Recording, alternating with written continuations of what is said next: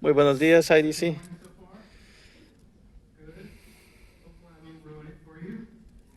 Espero que no les arruine la mañana el día de hoy a ustedes.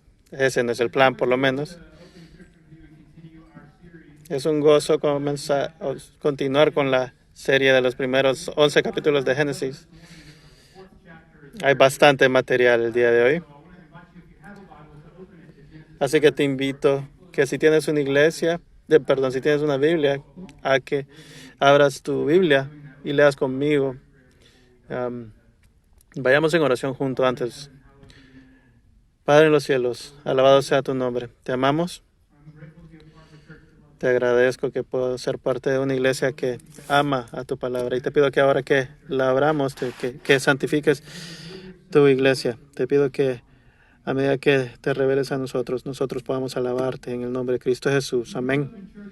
Si creciste en la iglesia como yo y fuiste en escuela dominical como yo, si estás familiarizado con la Biblia, así que espero que Génesis del 4 del capítulo 1 a 11 estés familiarizado.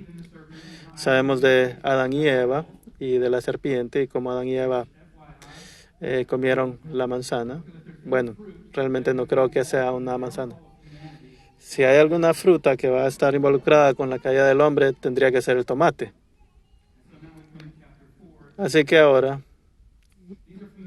comenzamos con el capítulo 4, con Caín y Abel. Y si no ponemos atención a la lectura, podemos salir de acá pensando que esto, o ignorando cómo Caín y Abel entran en toda la narrativa de la Biblia por completo. Si crees que este pasaje solo se trata de envidia, bueno, este es un elemento, pero no es el punto. Tú puedes estar aquí y de repente no estás familiarizado con los capítulos del 1 al 11 de Génesis. De repente nunca los hayas leído o estudiado. Así que lo que voy a hacer ahora, simplemente tratar de ponerte al tanto junto con todos los demás en la iglesia, para que todos tengamos la misma base. Primera pregunta. ¿Cómo será la vida fuera del jardín de Edén? La semana pasada vimos que en Génesis 3, Adán y Eva fueron exiliados del jardín del Edén. Ahora gracias al pecado de Adán, toda la existencia ahora es quebrantada. Y la pregunta es ahora, ¿cómo interactuará Dios con la humanidad? ¿Se olvidarán de Él? ¿Cómo será la vida fuera del Edén? Y la segunda pregunta que te hago es, ¿quién será este hijo de Eva que será un rescatador?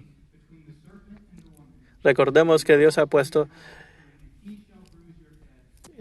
enemistad entre la serpiente y la mujer.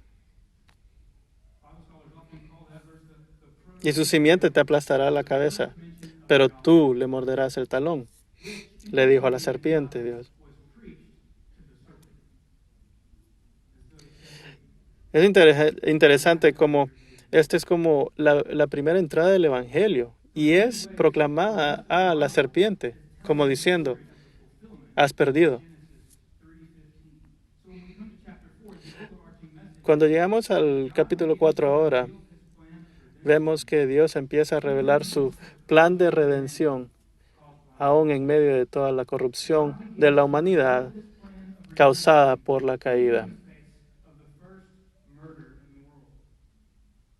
Aún y después del suceso del primer asesino en la tierra. Hay bastante que tenemos que aprender de Dios y de nosotros aquí en el Génesis 4, siendo este uno de los primeros pasos. Y es un capítulo lleno de primeros, los primeros hijos, primeras vocaciones, primeras ofrendas a Dios.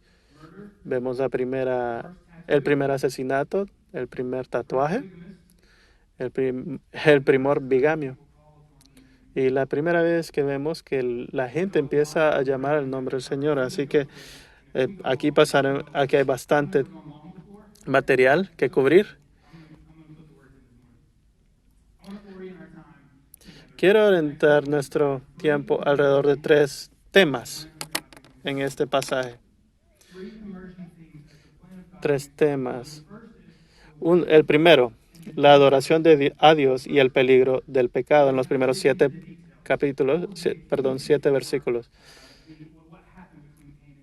¿Cuál es el motivo? ¿Y qué es lo que pasó alrededor de lo que pasó entre Caín y Abel? Después miraremos el segundo tema, que es el camino de Caín y la sangre de Abel.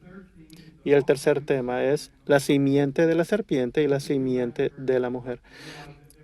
Podemos abrir la cortina y decir, bueno, aquí hay más de lo que está sucediendo en este capítulo de lo que uno puede asumir inicialmente. El primer mandamiento que Adán y Eva cumplen es multiplicarse. Ahora, ellos introdujeron ya el pecado al mundo, fueron exiliados del Edén y me imagino si al salir del Edén dijeron, ya nos sacaron, ¿viste lo que hará Dios con nosotros? Y la mujer dirá, ¿qué haremos ahora? Y Adán dirá, bueno, podríamos, tal vez, tú sabes. Así que Adán conoció a Eva y concibió y dio a luz. Y después volvió a dar luz. Parece que se les olvidó la pena en Génesis 3, muy rápido. Adán y Eva tuvieron 2 hijos. El primero es Caín. Y parece que hay esta esperanza de que él será la llenura de Génesis 3. Dice aquí, con la ayuda del Señor he tenido un hijo varón, dijo Eva. Y después vemos que el segundo hijo es Abel. Y no hay gozo, no vemos aquí una exclamación de gozo por Abel. Aquí dice, sí, y ella dio a luz su hermano Abel. El nombre de Abel significa suspiro o aliento. Tal vez ella ya no tenía aliento después de parir. Abel fue el primer hombre en morir físicamente y fue a manos de quien debió haberlo cuidado. Así que estos fueron los primeros 2 hijos del mundo. Así que al tener hijos e hijas, Adán y Eva se multiplican y empiezan a subyugar la tierra. Y Caín se dedica a cultivar, mientras que Abel se dedica a cuidar de su rebaño. Vemos en el versículo 3 que ellos inmediatamente le traen una ofrenda a Dios. Y vemos que después de la caída, la humanidad se empieza a relacionar con Dios a través de un sacrificio. Vimos ya la semana pasada cómo Dios también sacrificó un animal para cubrirlos a ellos con la piel de los animales. Y ahora vemos como Caín y Abel, como en este sacrificio, también hay indicios de esto. Y a través del Antiguo Testamento también, que siempre hay un sacrificio para poder tener una relación con Dios. Pero vemos también en el Nuevo Testamento el sacrificio perfecto que es Jesucristo, para tener una relación con Dios verdadera. Así que hasta el día de hoy nos relacionamos con Dios a través de un sacrificio, pero no es a través de animales, sino el sacrificio del Cordero de Dios, nuestro Señor Jesucristo. Si quieres tener una relación con el Creador, tienes que saber que puedes venir aquí a Jesucristo y aceptarlo como tu Salvador. Ahora, hay 2 lecciones importantes a través de las ofrendas de Caín y Abel. La primera lección que podemos obtener, y tal vez la más obvia, es que su trabajo, proveyó los medios bajo los cuales ellos podrían traer sus ofrendas. Abel trajo de su rebaño lo mejor, las primicias y la gordura, mientras Caín trajo de lo que él producía de la tierra. En Colosenses también dice, trabaja como para el Señor, sabiendo que trabajas para el Señor y que recibirás la recompensa de Él. Y no trabajes para hombres, sino para Dios. Así que trabajemos duro y trabajemos felices, porque servimos a nuestro Señor Jesucristo. Como un teólogo dijo una vez, la vocación es el lugar donde tu gozo puede encontrar también la necesidad del mundo. Así que pensemos esto al ir a nuestros trabajos mañana y que podamos traer también el gozo del Evangelio en nuestro trabajo. La alabanza que el Señor acepta tiene que ser traída a través de la fe. Dios aceptó la ofrenda de Abel, pero no la de Caín.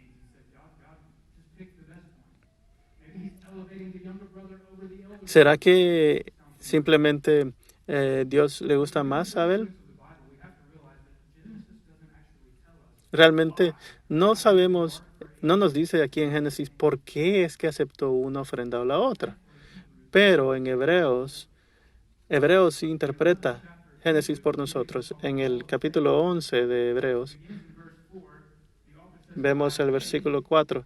Por la fe, Abel ofreció a Dios un sacrificio más aceptable que el de Caín, por lo cual recibió testimonio de ser justo, pues Dios aceptó su ofrenda. Y después el versículo 6 dice, en realidad sin fe es imposible agradar a Dios. Abel trajo su sacrificio en fe y por eso Dios lo aceptó. Tenemos que darnos cuenta que no alabamos a Dios para tranquilizarlo, no alabamos a Dios para obtener su favor. Si vienes acá para alabar a Dios, para obtener su favor, quiero que sepas que eso no es el Evangelio. El Evangelio es la ira de Dios ha sido apaciguada por el sacrificio de Jesucristo. Y sabemos que este Jesucristo es su Hijo porque lo elevó de los muertos. Y consecuentemente le alabamos. Pero si tenemos el orden al revés, no aceptamos el Evangelio. Alabamos al Señor porque Él nos ha traído, nos ha amado antes. William Temple dijo una vez que definió la alabanza una vez. La alabanza es traer la conciencia a la santidad de Dios, darle de comer a la mente con la verdad de Dios, purgar la imaginación con la belleza de Dios, el dar tu querer para el propósito de Dios. Y todo esto nos limpia de nuestro egocentrismo y nos empuja hacia la adoración al Señor. Abel nos enseña de la manera de adoración y Caín nos advierte del camino del pecado. ¿Qué pasa cuando el Señor no acepta la ofrenda de Caín? Él camina cabizbajo. Pero ¿qué hace el Señor? Él dice, Él lo llama a autorreflexión y tener cuidado del no arrepentirse. Le pregunta el Señor, ¿por qué estás tan enojado? Hasta ahora, en la Biblia, esta es la manera en la cual Dios responde al pecado. Pensemos como Adán y Eva comieron de la, de la fruta prohibida, ¿no? ¿Qué hace Dios? Los busca y dice, ¿dónde estás? ¿Quién te dijo que estabas desnudo? ¿Has comido del fruto del árbol que dije que no comieras? Estas preguntas son regalos. Dios sabe la respuesta. Sirven como como rayos X para ver a través de la superficie. El punto es simplemente revelar lo que está dentro de nosotros, pero que nosotros podamos confesar, que podamos reconocer lo que hemos hecho, no para que nos sintamos mal simplemente, sino más bien para que confesemos nuestros pecados y confiemos en Él para el perdón. Autorreflexión es una cosa buena hacer para nosotros, mientras no nos lleve a desesperación, sino a Dios, para buscar el perdón. Alguien dijo una vez, por cada vez que te veas a ti, ve a Jesucristo 10 veces. Ok, con un tema aparte, yo sé que varias personas aquí hablan con un consejero. Y si eres como tú, como yo, de repente le das todos tus problemas a tu consejero y de repente ellos no saben qué decir si ellos son como yo. A veces una pregunta puede ser mucho mejor que 10,000 palabras de sabiduría. ¿Por qué estás enojado, Caín? Y después lo llama al arrepentimiento. Si hicieras lo bueno, podrías andar con la frente en alto, dice. La primera oportunidad de arrepentimiento en la Biblia es en respuesta de la ira. La ira puede tener consecuencias desastrosas, usualmente no inmediatamente. La ira simplemente crece y crece. Por eso Pablo dice en Efesios 4:26, airaos, pero no pequéis. No se ponga el sol sobre nuestro enojo.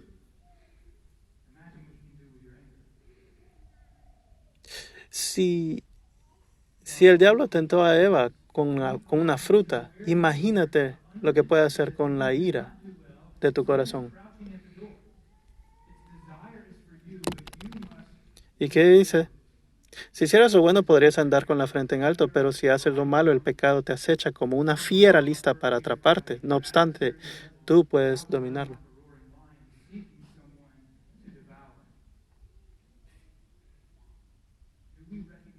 ¿Reconocemos el peligro del pecado? La realidad es que el pecado te destruirá. No solo te hace una mala persona, te mata. El pecado no es divertido.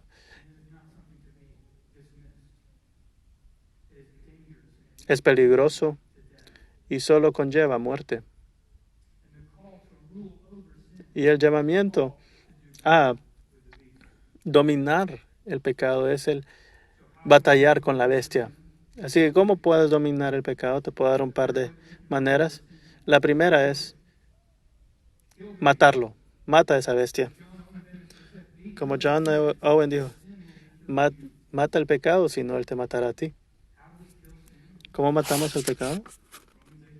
Romanos 8:13.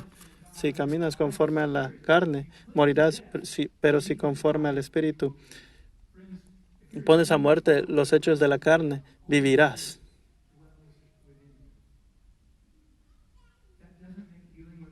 Verás, solamente porque el Espíritu vive en ti, ya siendo cristiano, no significa que será fácil matar el pecado, pero es posible ahora. Puedes sentirte sin esperanza en esta batalla, pero conoce que el Espíritu de aquel que resucitó a Jesucristo de los muertos está trabajando en ti. Y déjame preguntarte, ¿quién crees que sea santificado más, tú o Dios? Así que es Dios el que trabaja en ti para su placer. ¿Cómo lidiamos con el pecado? No juegues con él. Mátalo. Otra manera es alejándose de él. Pablo le dijo a Timoteo, aléjate del amor del dinero u otras cosas. Y a los corintios le dijo Pablo también, aléjense de la inmoralidad sexual. Si sabes a dónde está la puerta a la cual está el pecado, no te acerques a esa puerta. Tenemos que hacer lo que hizo José ante la esposa de Potifar. Corre, corre, Forrest, corre, aléjate. Matamos nuestros pecados. A veces nos alejamos de él. Nos arrepentimos también al alejarnos del pecado, darle la espalda mientras venimos a nuestro Salvador. Tenemos un Salvador que puso el pecado en sus hombros y lo tiró hacia el ataúd. No creas que cuando traes el pecado a Jesucristo, que Él está asombrado o está en shock. Cuando tú dices, yo he pecado y estás como he pecado. Lo que podemos hacer, lo de Juan 1, lo que dice Juan 1, si confesamos nuestros pecados, Él es fiel y justo para perdonar nuestros pecados y limpiarnos de toda maldad. Dios le da una advertencia a Caín del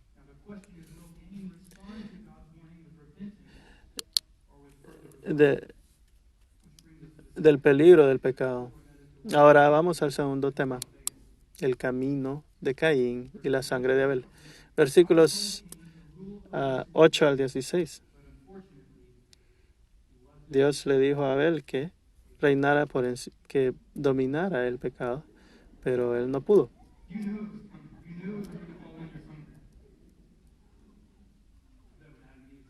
Apuesto que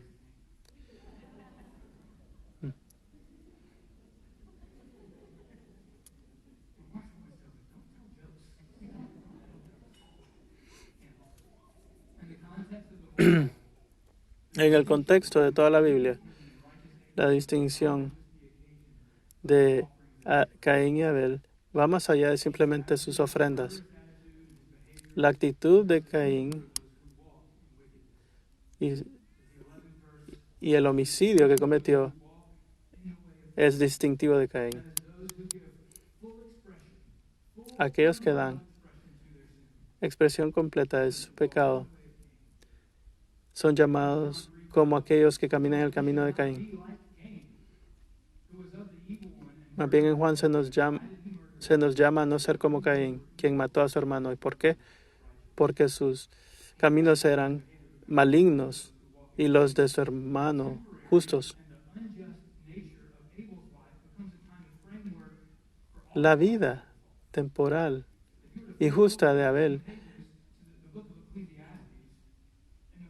llega a ser un tema en la Biblia.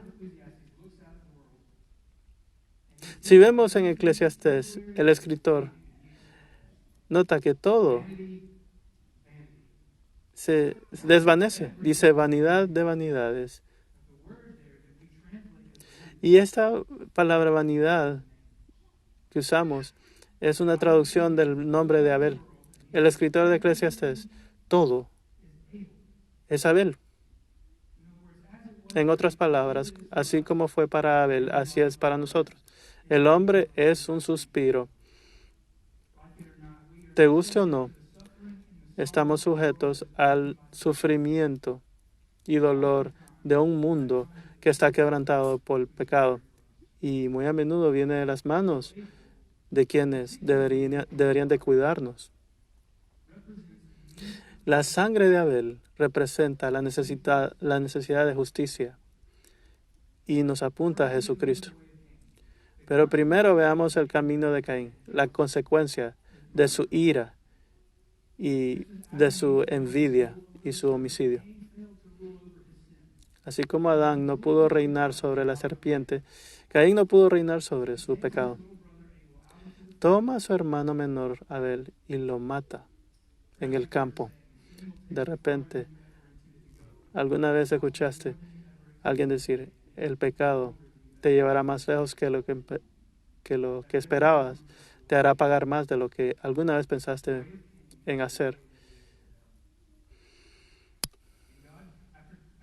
Dios, bueno, Dios viene a Caín y le pregunta, ¿dónde está tu hermano? Justo después de haber matado a Abel. Dios sabe, pero Caín no hace autorreflexión. Simplemente le miente a Dios y rechaza todo tipo de culpabilidad. ¿Dónde está Abel? Le dice a Caín. Y dice Caín, yo no sé, ¿qué? ¿Soy responsable de él? Un comentador dijo una vez, ¿soy el pastor de los pastores? Yo creía que no me amabas a mí, Dios. Yo creía que amabas a Abel. ¿Por qué vienes a mí? En mi hogar, cuando mis hijos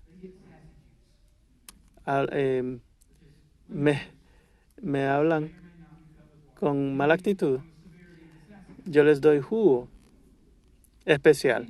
Es jugo de limón, muy agrio. Eso es lo que Caín me decía hoy. Esa no es la manera de hablarle a tu papá que te creó en la tierra. ¿Qué es lo que está diciendo él? ¿Por qué me hablas a mí? Yo creía que no querías nada que ver conmigo, le dice Caín a su papá. Adiós.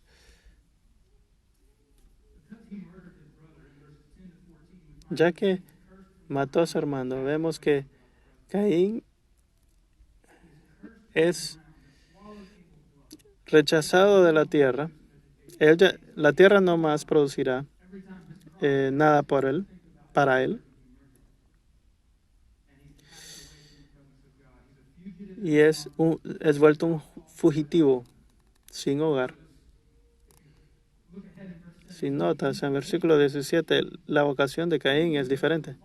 Parece que cambia Caín de ser granjero a ser constructor. Y no quiere decir que hacer una profesión o la otra está mal, sino que simplemente el pecado que hizo completamente cambió toda su profesión.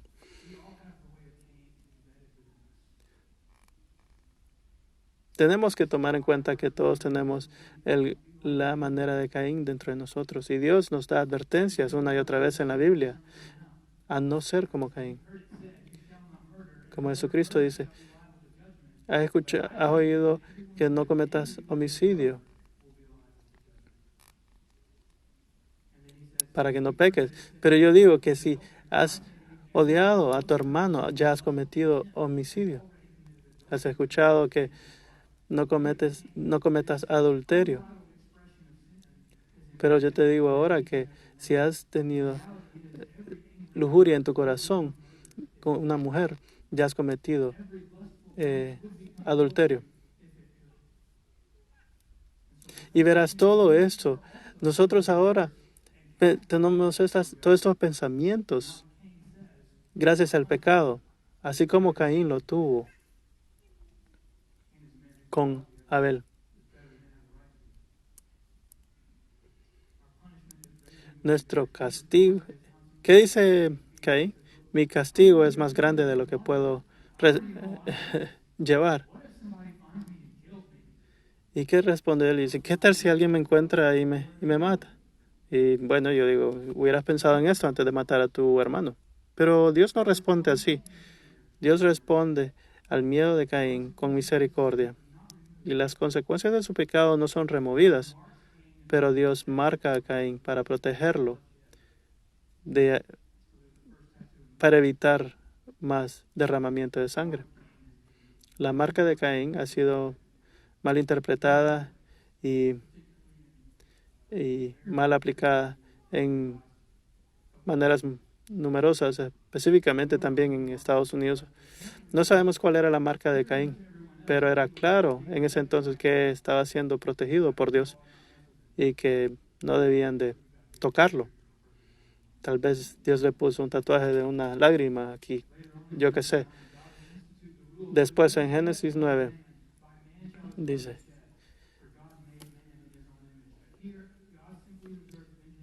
habla acerca de cómo la muerte, el asesinato de un hombre será pagado con la muerte del mismo hombre, del culpable, perdón. ¿Qué pasa aquí? El problema es que Abel está muerto todavía. La sangre de Abel ha sido derramada y todavía está fresca en la tierra. ¿Permitirá Dios tal injusticia en el mundo ahora? Y para entender esto necesitamos revisitar el versículo 10. La sangre de tu hermano reclama justicia. La Biblia pone más significancia a la muerte de Abel que su vida. Vemos en el Nuevo Testamento que Jesucristo les da advertencia a todos los fariseos y dice que la sangre de todos los santos estará sobre ellos y menciona a Abel y su sangre siendo la primera de todos los santos que murieron injustamente. En Hebreos dice que su sangre todavía habla a pesar de él estar muerto hoy en día. Su sangre es un eco a través de la redención. En Hebreos 12:24 dice, los creyentes han venido a Jesucristo, el mediador de un nuevo testamento, de un nuevo acuerdo con Dios. La redención a través de la sangre de Jesucristo. La sangre de Abel trae castigo a Caín, pero la sangre de Jesucristo remueve el castigo, nuestro castigo. La sangre de Cristo nos trae una vez más a Dios. La sangre de Abel grita por justicia, mas la sangre de Jesucristo satisface la ira de Dios. Jesucristo derramó su sangre en la cruz para que tú y yo, que realmente éramos más como Caín que Abel, pudiésemos ser perdonados y traídos al hogar de Dios.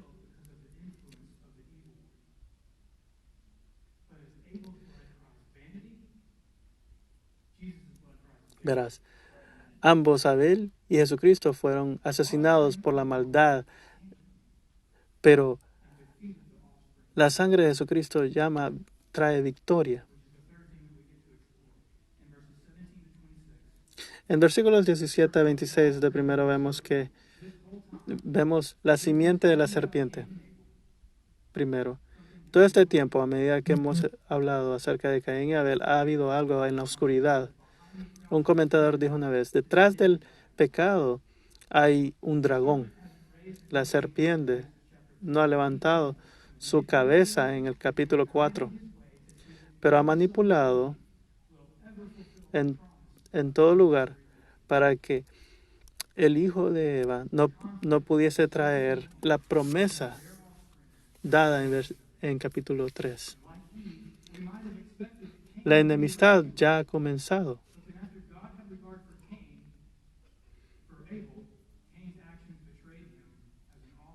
Al aceptar Dios a Abel, ¿qué pasa? Viene la maldad de Caín para atacar a Abel. ¿Qué dice Jesucristo? Le dijo a la serpiente, cuando él miente, habla de lo suyo, porque él es el padre de las mentiras. Y ahora Eva está aquí, perdiendo a su hijo.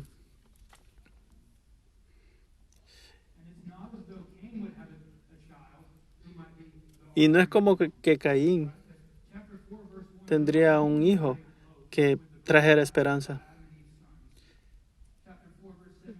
Vemos que en versículo 17 solo se multiplica la depravación. 5 generaciones sin ninguna esperanza para la humanidad. Se nos presenta Lamec, uno de los tataranietos de Caín, el primer hombre que obtiene 2 mujeres, que se desvía del propósito de Dios y habla como alguien al lastimarlo. Él multiplicó esa venganza y lo mató. Y un poema que escribió para sus esposas acerca de matar a un niño. Dice, Caín tenía la protección de Dios y yo estoy más seguro, más protegido que Caín. Toda la humanidad ha rechazado a Dios en sus maneras y en sus caminos. Pero amigos, la oscuridad es más oscura justo antes de que salga el alba. ¿Qué viene después? El nacimiento de otro hijo. Adán volvió a unirse a su mujer y ella tuvo un hijo al que se llamó Set, porque dijo, bueno, es una esperanza de rescate. ¿Sería Set el rescatador? Nótese que Set no dice una palabra en las Escrituras. Lo único que hace es tener otro hijo, Enos. Y a medida que la esperanza de un rescatador es renovada,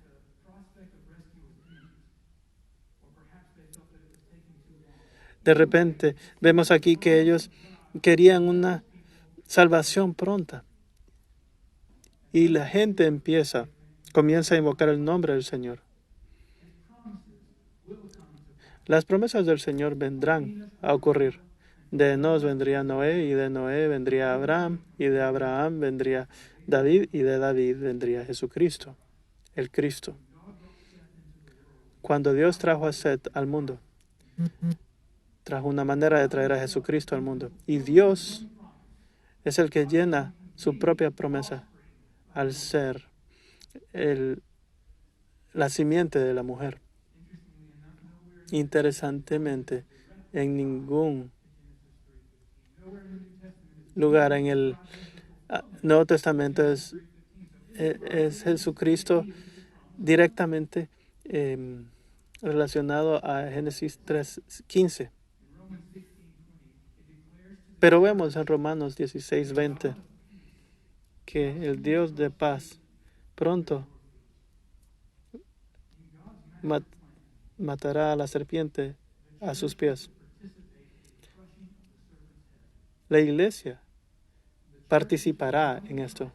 La iglesia, el cuerpo de Cristo, ha estado atacando a esta serpiente por 2000 años. Sus días están nombrados. Y pronto se encontrará a sí mismo en el lago de fuego, atormentado por siempre y para siempre, y no acusará ni abusará a los santos más. Estas son buenas nuevas. Nuestro enemigo está prácticamente muerto. Pero hasta que esto suceda, la simiente de la mujer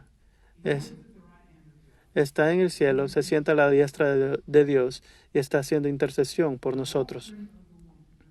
La simiente de la mujer que no le da pena llamarnos hermano, se sienta a la diestra del Padre y ora por nosotros.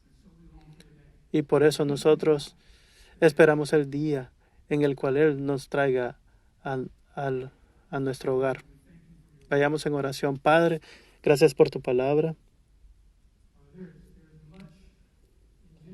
Hay tanto en Génesis 4 para aprender y no hay manera de poder cubrirlo todo, pero te pido que este tiempo traiga fruto, Señor, a medida que aprendemos de la adoración a Dios y el peligro del pecado, al aprender a no caminar en el camino de Caín y poder poner nuestros ojos en Jesucristo, la simiente de la mujer.